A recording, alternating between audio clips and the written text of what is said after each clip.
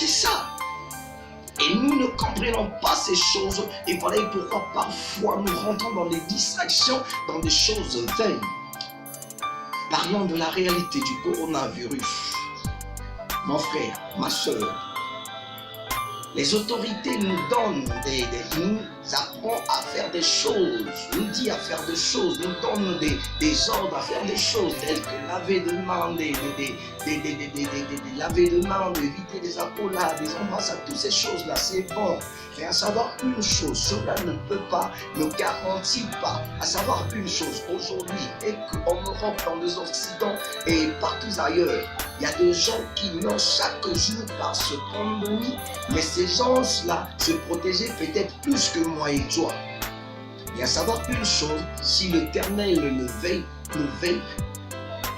celui qui veillera, il veillera en vain. C'est l'Éternel lui-même qui veille sur nous, c'est l'Éternel lui-même qui assure nos vies. Et voilà et pourquoi, mon frère, ma soeur, on doit apprendre une chose, à être des brebis du Seigneur. Laisser nos vies et conduire par le Seigneur lui-même, celui qui est le berger. Essayez que ta vie, tu le confies à l'Éternel et que tu laisses ta vie à l'Éternel. L'Éternel prendra aussi soin de toi.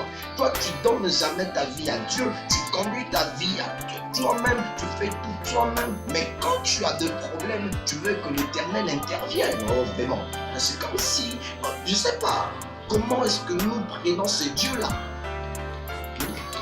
Comme ça, nous avons comme ça, fais-nous ceci, fais-nous cela. Non, l'Éternel n'est pas comme ça. L'Éternel, il est pour nous un père, il est pour nous un maître, il est pour nous un chef. Et comme un chef, on doit obéir à ses commandements. Comme un père, on doit obéir à tout ce qu'il nous dit. C'est ça le principe, c'est ça la vie d'un chrétien. Un chrétien ne doit pas vivre comme les païens, un chrétien ne doit pas vivre comme tout le monde. Le mal avec toi, c'est parce que tu vis comme tout le monde. Et maintenant, quand tu as des problèmes, tu veux résoudre tes problèmes aussi à la manière de tout le monde. Or, on ne peut pas résoudre nos problèmes à la manière de tout le monde. C'est l'Éternel plutôt qui va résoudre nos problèmes parce que c'est lui, le berger. C'est ça la responsabilité du berger. Le berger, quand il dort dans sa tête, il pense à ce que sera la vie des brebis demain. Qu'est-ce que les brebis vont manger? Qu'est-ce que les brebis vont boire et faire? Le repos de tous les brebis, tout cela, l'Éternel lui-même, le berger, il pense à cela. Et voilà pourquoi la Bible nous dit qu'on doit s'inquiéter de rien. Car l'Éternel lui-même prendra soin de nous. Et voilà, même dans le livre de Jérémie, il nous dit, il te fera la guerre, mais il ne te vaincra pas, il te vaincra pas. C'est ça. Et pourquoi il dit toutes ces choses? Parce qu'il sait qu'il est notre assurance, l'Éternel. Et David, il avait déjà compris toutes ces choses. Et voilà et pourquoi. Un jour, David, même dans sa parole, il dira qu'il n'a jamais vu un juste abandonné. Il était jeune et il a vieilli.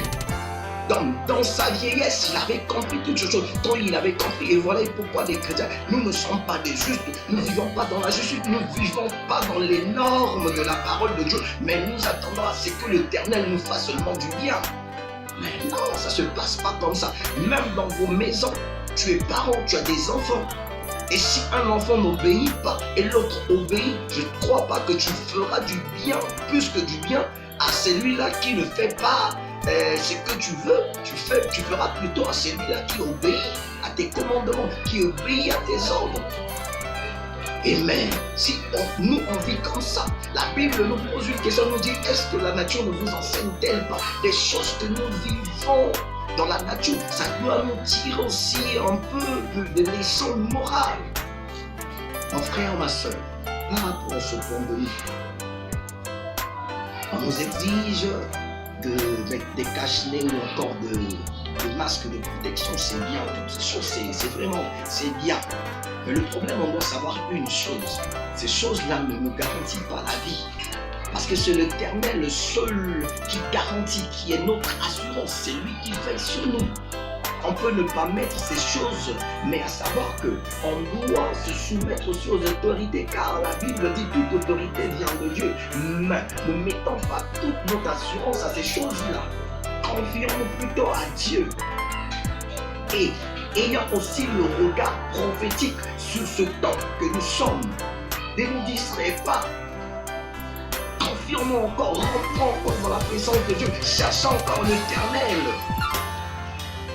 Comme de brebis, laissons-nous être dirigés par le berger. Et si est que le berger nous conduit, nous dirige, c'est alors qu'un jour, nous aussi, on parlera comme David.